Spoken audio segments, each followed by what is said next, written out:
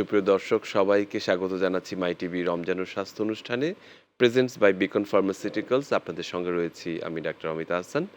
আমাদের আজকের অতিথি doctor Ishtiaq Ahmed, clinical oncologist, যিনি অনকোলজি নিয়ে বিভিন্ন সময় বিভিন্ন রকম কাজ করে আসছেন।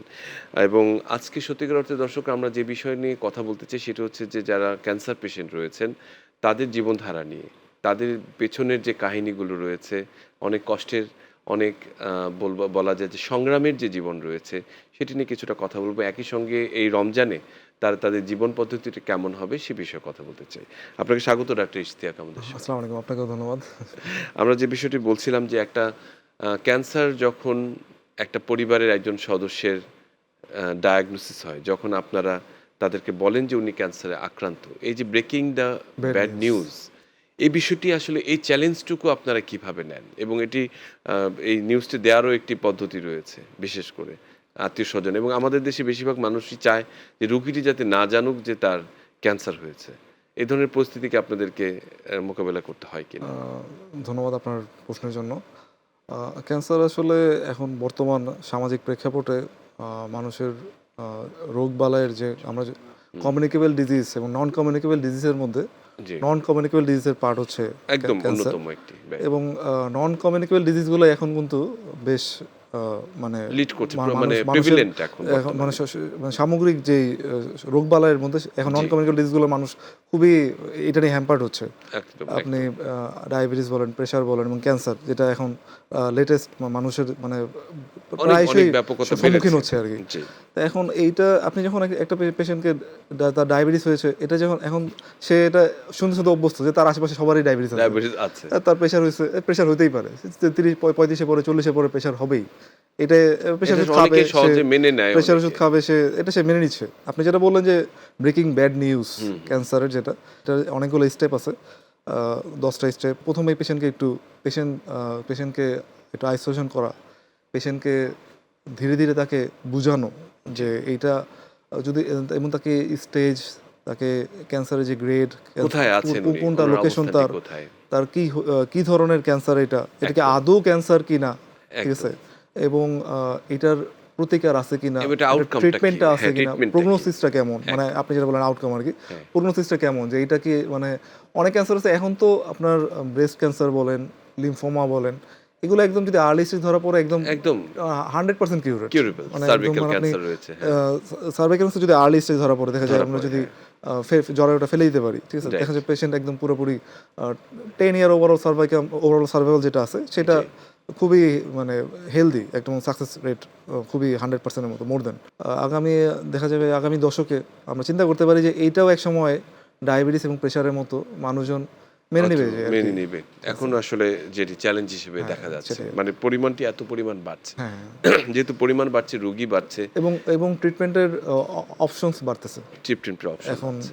ট্রিটমেন্ট। যেহেতু রমজান চলছে, আমরা জানি যে এই পবিত্র মাস যার দিকে পালিত হচ্ছে, একই সঙ্গে অনেক ক্যান্সার রোগীরাও নিশ্চয়ই আপনাদের কাছে বলেন যে এই সময়টাও তারাও ইবাদতে থাকতে চায়, চায়। শামিল হতে চায়। ক্যান্সার রোগীরা রোজা রাখতে চায় বিভিন্ন পর্যায়ে, যারা মাত্র নির্ণীত হলো অথবা কেউ ট্রিটমেন্ট, অনগোয়িং ট্রিটমেন্ট পাচ্ছে বা ট্রিটমেন্ট শেষ হয়ে গেছে সেই পর্যায়ে। কোন, কোন পর্যায়ে রোজা রাখাটা সমীচীন হবে কিনা তাদের? যারা ক্যান্সার মাত্র ডায়াগনোসিস জি, হয়েছেন, জি, জি। আমরা যদি ভাগ করি এভাবে যে মাত্র ডায়াগনোসিস হয়েছেন, দেখা যাবে হয়তো যে তাদের হয়তো বিভিন্ন প্রসিডিউরের মাধ্যমে ক্যান্সারটা আমাকে নির্ণয় করতে হচ্ছে। তো এই ধরনের প্রসিডিউরগুলোতে তো কোনো সমস্যা নাই, একটা রাইট। বায়োপসি নিতে হলো, একটা কিংবা ইয়া বায়োপসি নিতে করবে, হলো, এটা কিংবা একটা কোর বায়োপসি নেবে, হ্যাঁ। কোলোনোস্কোপি করতে হলো। এখন এটা তো তার রোগ নির্ণয়ের জন্য করতে হচ্ছে। জি, যদি নয়, আমরা যদি এখন যে ট্রিটমেন্টে আসেন, যে কেমোথেরাপি পাচ্ছেন, কিংবা রেডিওথেরাপি পাচ্ছেন, কিংবা ইমিউনোথেরাপি পাচ্ছেন, এখন তার ক্ষেত্রে আমরা যদি ভাগ করি যে কেমোথেরাপি যে পাচ্ছেন সে তো শিরার মাধ্যমে, স্যালাইনের জি, মাধ্যমে শিরায় যায় আর কি, ঠিক আছে, ওষুধটা পেয়ে থাকেন। এখন শিরায় ওষুধকে আমরা ভাগ করতে পারি যে কিছু আছে ইনজেক্টেবল, কিছু আছে ইনজেক্টেবল মানে নিউট্রিশন পাচ্ছে যেগুলো, স্যালাইন, পুষ্টির স্যালাইন, আর কিছু আছে যে একদম ড্রাগ, মেইন ওষুধটা পাচ্ছে মেডিসিন আর কি। তো এখন আপনি এখানে আমরা যদি একটু মানে ইয়াতে যাই, ডিপলি যাই, চিন্তা করি, দেখা যাবে যে আপনি যেই কেমোথেরাপি পাচ্ছেন সেটা কিন্তু একটা মেডিসিন, সেটা কিন্তু আপনি পুষ্টির জন্য নিচ্ছেন না, যে আপনি এটা কিন্তু আপনাকে নিতে হচ্ছে কারণ আপনি অসুস্থ।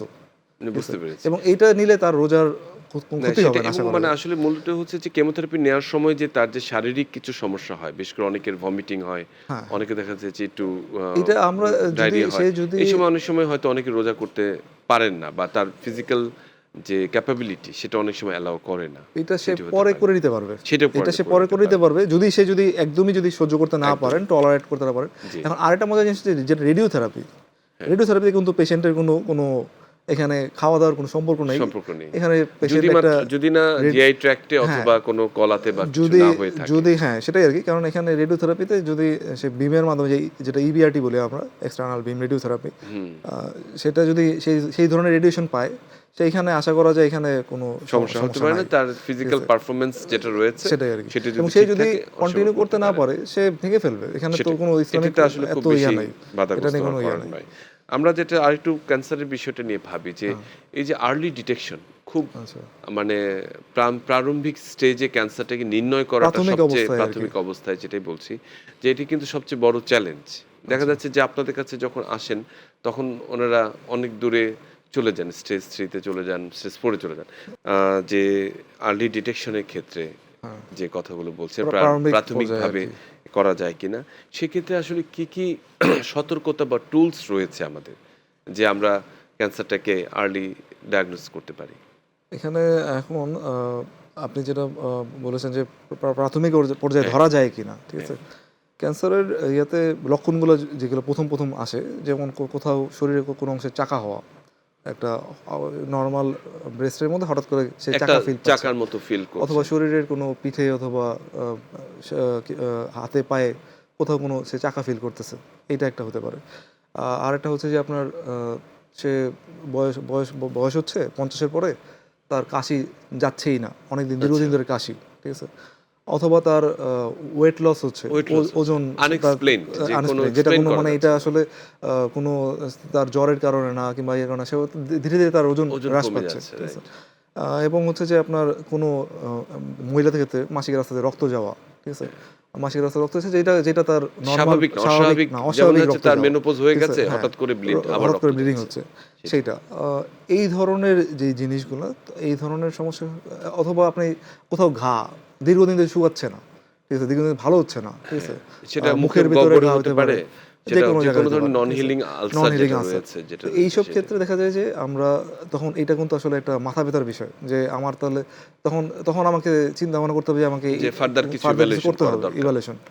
সো এইটার জন্য আপনি যেটা বলছেন যে আমাকে প্রাইমারি স্ক্রিনিং, যেটা আমরা বলতেছি যে স্ক্রিনিং কিছু আছে কিনা যে এই ধরনের হুম, হুম। এখন কিন্তু আপনার ব্রেস্ট এবং সার্ভিক্স, এই ২ টা। মহিলাদের যে জরায়ু এবং ব্রেস্টের ক্ষেত্রে এখন কিন্তু বেশ গাইডলাইন এসে পড়ছে যে স্ক্রিনিং শুরু করতে হবে রাইট। যত অ্যাজ আর্লি অ্যাজ পসিবল। এবং যেটা হচ্ছে যে ব্রেস্টের ক্ষেত্রে যে ক্লিনিক্যাল ব্রেস্ট এক্সামিনেশন পেশেন্টকে শিখিয়ে দেওয়া হয় যে আপনি সে প্রতি নিজে এটা ৩ সেলফ মাস পর অথবা ৬ মাস পর আপনি একটা এক্সপেরিমেন্ট পরীক্ষা করতে করবেন। পারে। ঠিক আছে? রাইট, নিজের পরীক্ষা নিজেই করবেন। রাইট। এতে হয় কি যে সে আর্লি ডিটেকশনের মধ্যে এসে পড়ল। কোনো জি। যদি চাকাও যদি ফিল হয়ও, স সে তাড়াতাড়ি সঙ্গে যেতে চিকিৎসকের পারবে। সম্মুখীন হতে এবং পারল। অথবা একটা এজের পরে কিন্তু ম্যামোগ্রাম হ্যাঁ, অনেকেই ম্যামোগ্রাম আমরা করতেছি সাজেস্ট করা হয়। এবং সঠিক। এখন আল্ট্রাসোনোগ্রাম তো অ্যাভেইলেবল হয়ে গেছে। এটা ঠিক খুবই আছে? সহজ, এটা খুব সব জায়গায় এবং আছে। খুবই কম দামের মধ্যে একটা লো কস্টের মধ্যে আমরা করতে পারতেছি। জি। ঠিক আছে? যেখানে আপনি একটা সিটি স্ক্যান কিংবা একটা এমআরআই অনেক ব্যয়বহুল কিংবা ম্যামোগ্রামও কিন্তু খুব বেশি সেটাই। কস্ট এখন পড়ে না। উপজেলা শহরে, জেলা শহরে যেমন আপনি যদি জেলা শহরে যান, এখন আল্ট্রাসোনোগ্রাম অ্যাভেইলেবল এবং ম্যামোগ্রাম অ্যাভেইলেবল। জি। আর যেটা হচ্ছে যে এটা হচ্ছে ব্রেস্টের ক্ষেত্রে গেল। ঠিক আছে? আপনি যদি কোনো পেশেন্ট যদি কোনো চাকা অনুভব করে, সে চিকিৎসকের গেল, ম্যামোগ্রাফি করতে পারলো অথবা আল্ট্রাসাউন্ড করতে পারলো ব্রেস্টের ক্ষেত্রে। আর যদি আমরা সার্ভিক্সের ক্ষেত্রে চিন্তা করি, জরায়ুর ক্ষেত্রে, সেটা যদি তার কোনো কারণে যদি অস্বাভাবিক যে ব্লিডিং আমরা যেটা বলতেছিলাম, সেটা যদি ডেভেলপ হয়, যদি আসে, যেমন আমার কিছুদিন আগে এক রোগী এরকম তার জরায়ু ফেলে দেওয়া হয়েছে, তারপরও তার একটু ব্লিডিং হচ্ছে। তা আমরা তাকে আবার প্যাপ স্মিয়ার করতে দিলাম ১ম এ। এবং প্যাপ স্মিয়ার করার পরে যদি সেটার রেজাল্টের উপর নির্ভর করে যে আমরা ফার্দার আগাবো কিনা। ঠিক আছে? একদম। আর হচ্ছে যে এখানে লাং ক্যান্সার যদি বলি আমরা, কিছু যদি লাং ক্যান্সার নিয়ে যদি কথা বলি, সেখানে আসলে স্ক্রিনিংটা আসলে এতটা জোর দেওয়া হয় না। কারণ ৫০ থেকে ৬০ এর পরে যখন হয়, তখন একটা এক্স রে অথবা একটা সিটি স্ক্যান রাইট। যারা স্মোকার, ক্রনিক্যাল তাদেরকে হয়তো লং টাইম স্মোকার যারা, তাদেরকে অনেক হয়তো সময় আমরা একটা একটা চিন্তা ভাবনা সিম্পল করতে থাকি যে দীর্ঘদিনের কাশি ভালো হচ্ছে না। একটা এক্স-রে কিন্তু হ্যাঁ, অনেক সময় একটা এক্সরে ইনফরমেশন অনেক দিতে কিছু পারে। আমাদের একটা দিয়ে দিচ্ছে। কনসালটেশন এবং থাকলে। এখন উপজেলা শহর বলেন, আপনি জেলা শহর বলেন, এগুলোতে এক্সরে মেশিন অ্যাভেইলেবল। একদম, ঠিক আছে? একদম। এটা খুব এবং সহজলভ্য। এইটাতে আমরা ক্যান্সার কিন্তু আমরা প্রাইমারি স্টেজে ডিটেকশন করতে পারতেছি। আমরা কিভাবে ক্যান্সারকে প্রাথমিকভাবে আসলে প্রতিরোধ করা যায়? আমরা বিভিন্ন রকমের ক্যাম্পেইন দেখেছি। Breast cancer prevention campaign, cervical cancer এবং অনেক ক্ষেত্রে যে টিকা দেওয়ার একটা কথা আমরা সম্প্রতি যেটা স্কুল গোয়িং মানে ভ্যাকসিনেশন প্রোগ্রামগুলো টিনেজ আরকি। মেয়েদেরকে টিকা দেওয়ার একটা হ্যাঁ, কর্মসূচি গৃহীত হয়েছে। প্যাপিলোমা হ্যাঁ, ভাইরাস হিউম্যান টিকা। প্যাপিলোমা ভাইরাস তো আরকি। এই জায়গাগুলো কি আসলে কি আমার মনে হয় যে ক্যান্সারের প্রতিরোধের সামনে আমাদেরকে সহায়তা করবে? এই ভ্যাকসিনেশন প্রোগ্রামগুলা আপনাকে 100% প্রিভেনশন না করলেও একটা বিপুল অ্যামাউন্টের পেশেন্টকে জি, সে প্রতিরোধ করবে। প্রিভেনশন প্রতিরোধ করে থাকবে। করবে। রাইট। এবং এটা হচ্ছে যে আপনি আ আ মানে ভ্যাকসিনেশন পরেও ক্যান্সার হতে পারে। হতে পারে না তা না, হতে পারে। কিন্তু আমার যদি একটা ভ্যাকসিন যেটা হিউম্যান প্যাপিলোমা ভাইরাস আপনি যেটা বললেন, উল্লেখ জি। করলেন, হুম। ১৬-১৮ যেটা মোস্ট হ্যাঁ। রিস্কি, সেইটার এগেইনস্টে যে আমার ভ্যাকসিন এসে পড়ছে, যদি আমার হাতে ওষুধ থাকে আমি তাহলে কেন নেব না? অবশ্যই। ঠিক আছে? সেটা আমি অবশ্যই আমি আমাদের ভ্যাকসিন তাহলে প্রতিরোধ করবে। যেখানে আমাকে যেটা বলা হয় ক্যান্সার বলে মরণভেদী ক্যান্সার, যেটার এগেইনস্টে যদি আমার হাতে কিছু অস্ত্রও থাকে আমি কেন সেটা ইউজ করব না? একেবারেই। ঠিক আছে? আমি তো অবশ্যই ভ্যাকসিন ক্ষেত্রে বলব যে ভ্যাকসিনের সুযোগ থাকলে আপনারা অবশ্যই ভ্যাকসিনেশন করবেন। আর এইটাতে এখন বাংলাদেশে বেশ ভালো ভ্যাকসিনেশন প্রোগ্রাম চলতেছে সার্ভাইকাল ক্যান্সারের বিরুদ্ধে। ঠিক আছে? এটি একটি বিষয় এবং আরেকটি হচ্ছে আর্লি ডিটেকশনে অনেক সময় দেখা যাচ্ছে যে যখন একটি লাম্প অথবা কোনো টিউমার হলো তখন পেরিফেরিতে অনেক জায়গায় এটা পরীক্ষা করার জন্য পাঠানো হয়। এখন সাধারণত আমরা কোর বায়োপসিকে অনেক বেশি হ্যাঁ, গুরুত্ব অবশ্যই। দিচ্ছি।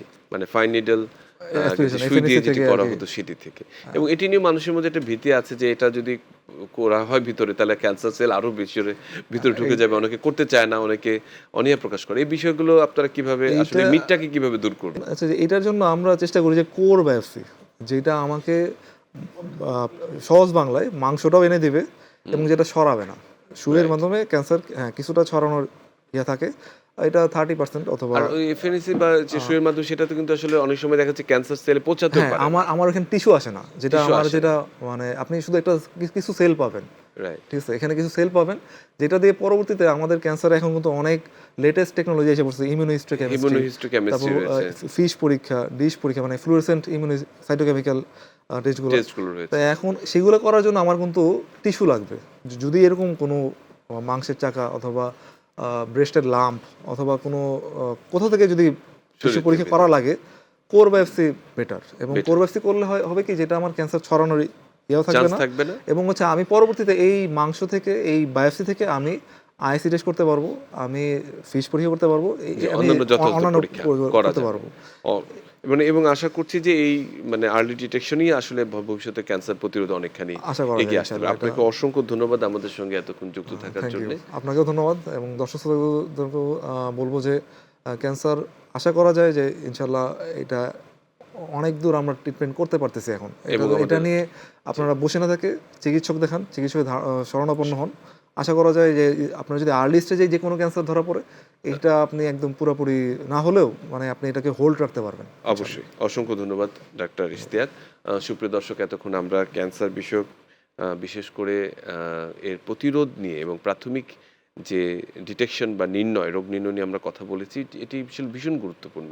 সত্যিকার অর্থে যে ক্যান্সার রোগীকে যদি প্রাথমিকভাবে আমরা নির্ণয় করতে পারি, তাহলে চিকিৎসা পদ্ধতিটি যেরকম অনেকখানি সহজ হয়ে যায়, রোগীর ব্যয়ভার এবং তার যে বলব যে সাফারিং সেটাও কিন্তু অনেকাংশে কমে আসে এবং এই রমজানের কারা হচ্ছে রোজা রাখতে পারবেন না সে বিষয়ে আমরা কথা বলেছি।